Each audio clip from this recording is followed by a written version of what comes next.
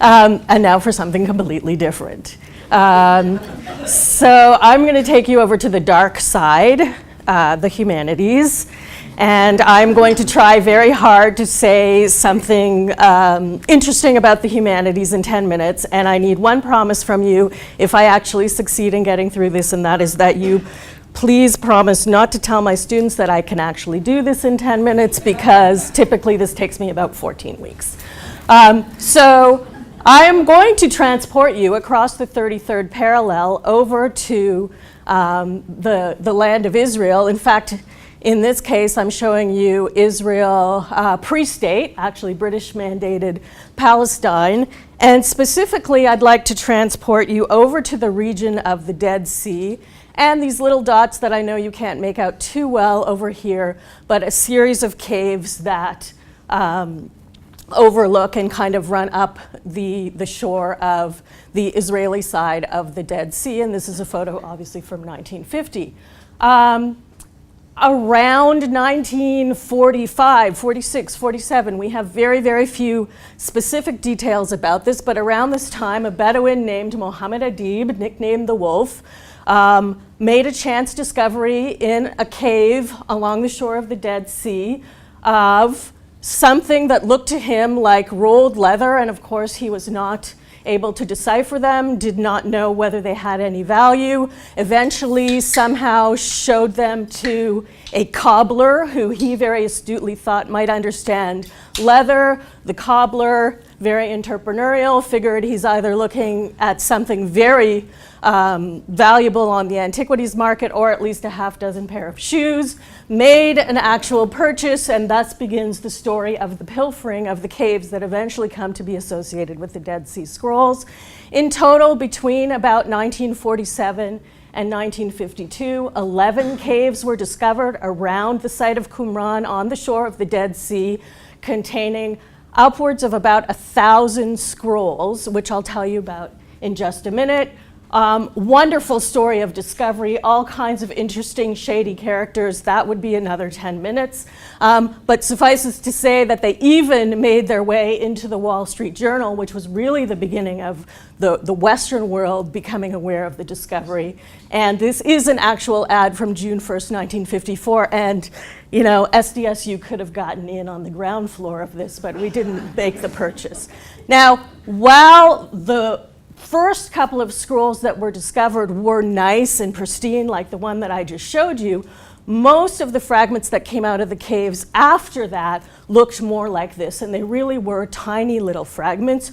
Over the course of the period of discovery and up until the 1960s, all of the fragments, whether found by Bedouin or whether discovered by bona fide archaeologists, were gathered in the Rockefeller Museum, which today resides in East Jerusalem, and a team of international scholars without any digital aid sat down, and if you can imagine sort of having hundreds of thousands of pieces of jigsaw puzzles thrown together in one big jumble with not a box top in sight, that's the job that these scholars had to take care of. Of course, you know, this being the 1950s, please take note of the cigarette hanging over these ancient manuscripts, and of course the sunlight pouring in.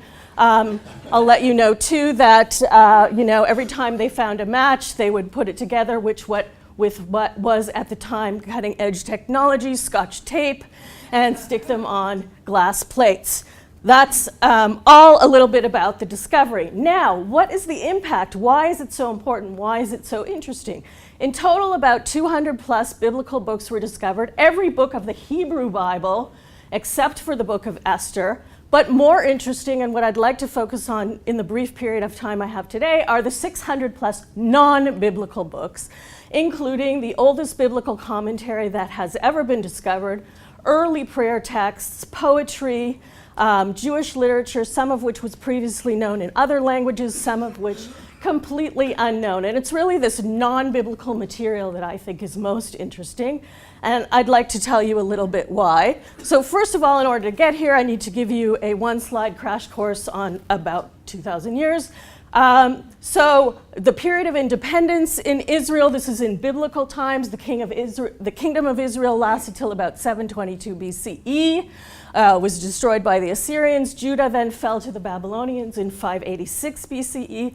The temple was destroyed in 586 by the Babylonians. Then we enter into a very interesting period of foreign domination that's bookended by the Roman destruction of the Second Temple in 70 CE. And to put this into perspective for you, the Dead Sea Scrolls, in terms of the dates I just gave you, fall right into this bookended period. And this is an incredibly important period because we have absolutely no written materials from this period, and because it really is the period most associated with the beginning of Christianity and the beginning of Judaism. Now, the traditional method of thinking about how this came about was really based on the mother-daughter method, and I don't know what I'm going to do with this slide in 2 weeks, and it makes me a little bit nervous, but just very briefly, the idea is that Israel came first, then there was Judaism, and then there was Christianity, a very kind of linear way of thinking, very compartmentalized, and it's sort of the mother-daughter method. So in the brief time I have now, which is getting even briefer, I want to talk about one particular concept in the way in which the Dead Sea Scrolls have illuminated this concept. In the Hebrew Bible, the temple, the tabernacle, and then the temple are very much associated with the dwelling place of God. And an interesting question, if you looked at those bookmarks that I explained to you earlier, is if you associate God, the God of Israel, with an actual place, whether it be the tabernacle in the Bible or whether it be the temple, once the temple is destroyed, where does God go? And in fact, we see in various pieces of literature that are more modern than the Dead Sea Scrolls, various communities trying to answer that question. So for example, here from Corinthians in the letters of Paul in the New Testament, Paul says, we are the living temple. And he's talking specifically about his community of believers. And he's writing, of course, to the community of believers in Corinth.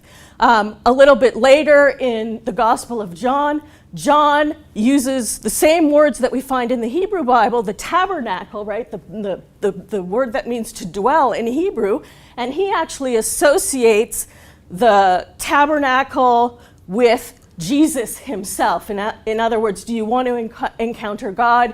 You need to encounter Jesus. The rabbis, a couple of hundred years later, actually take it in a different direction, and in this passage from the Talmud, they say no. If you want to encounter the dwelling place of God, you have to look at where you find God.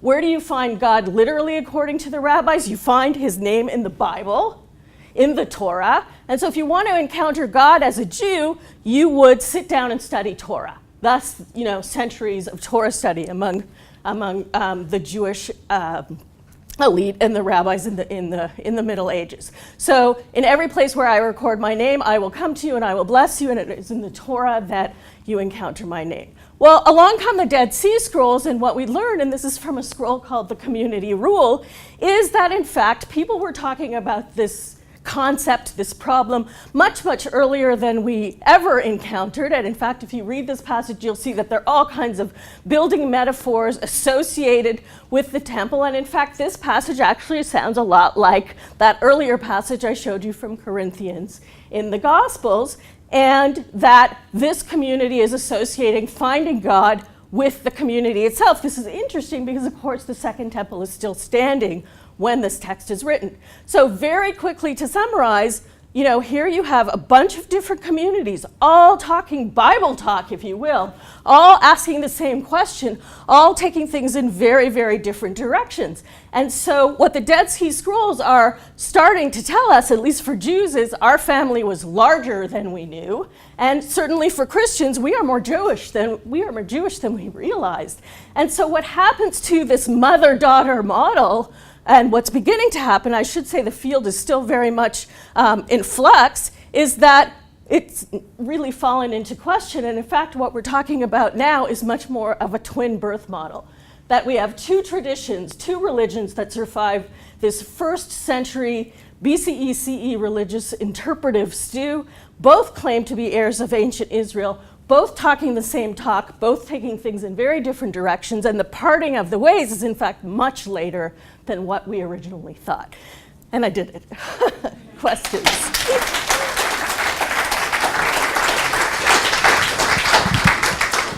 quite, it was to the second. I think this might be good exercise, actually. I feel like I got a workout. So entertain questions, but I just want to say when you said we took us to the dark side, I'm going to argue there's only one side, and that's inquiry. With that, Al?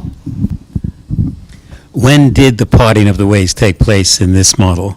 So according to this model, and of course there are many, many elements, I just gave you really the tip of the iceberg here, is that it's really much later into the 3rd century CE when both traditions begin to define themselves and differentiate one from another, that we become very acutely aware of the different communities. So what I would suggest is if you walked up to someone in downtown Jerusalem in the 1st century CE and said, hey, are you a Christian or a Jew? They would have no idea really what you were talking about. They would talk about Israel, they would talk about biblical traditions, they would talk about beliefs about God, sacrifice, prayer. They may be saying very different things if you ask more than one person, but they wouldn't think in these very neat, compartmentalized kind of packaged terms that we historians love to label things with, but really make the situation much more simplified than it really was. And that's really where the scrolls are coming in and revolutionizing our understanding of this. I've got the mic. How relatively simple is it today to reassemble those types of scrolls using microanalytical techniques that are available?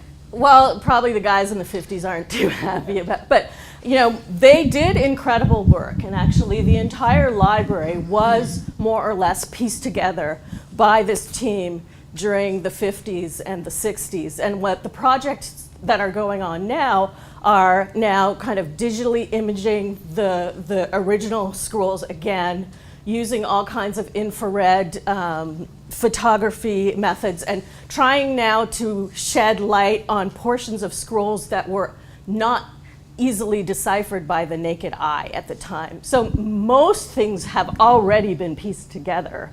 There is, you know, a big batch of, like in any puzzle, stuff that doesn't seem to fit anywhere, and that'll be interesting to see in terms of what can be done. But they did an amazing job, really, with the naked eye, looking at texture, looking at handwriting, looking at, you know, the grains, looking at all kinds of different things, and they did an amazing job of piecing things back together, considering that there was no digital aid whatsoever. Risa, when you reconstruct those communities, can you distinguish two groups independently coming up with the same idea versus exchange of that idea between the two groups? Well, so, you know, unfortunately, this being ancient history, we're missing so many different pieces of the puzzle. So I would love to be able to say yes, but I can't document communication. But what I can show you, for example, the passage I did show you is, you know, the Paul's letter to the Corinthians that talks about the presence of God among the community of believers sounds a whole lot like the community rules idea about, you know, we are the building, we are the tested rampart, we are the cornerstone. I don't know that they were talking to each other. None of the Dead Sea Scrolls, by the way, mention any New Testament figures, Jesus, Paul, nothing like that. But, you know, they sure toss around language that we see. You know, they talk a lot about messiahs. They don't mention Jesus. So the contact is the part where we don't know, because this library is unusual in that it survived. Surely lots of other writing was going on during this period, none of which we have any evidence of. I was just wondering, an archaeologist at UCSD wanted to borrow some of my isotope laser detector to analyze things near the same area. I know the scrolls are well established, but are there things around it that they could date or do some analysis I mean, I didn't have a chance to talk at all about the site itself, right? So the caves that I showed you surround this very heavily excavated site of Qumran. And the big archaeological debate going on now is what exactly is the relationship of this site to all of the things that were found in the cave? And is there, you know, is it that these people, when the Romans were coming down the street, took to the caves and hid everything there, and it was this community that's responsible for the writings there? Or could it be that when Jerusalem was being destroyed by the Romans, that those people took to the hills, dropped everything in caves, and kept running? So these kinds of things are still very much hotly debated, and I don't think anybody would be able to tell you. Well, they could say that they were definitive, but there'd be an equally number of kind of conflicting definitive opinions about who wrote the scrolls, what's the relationship to the site, and where did all of this stuff come from. Thank you. Thank you. And I might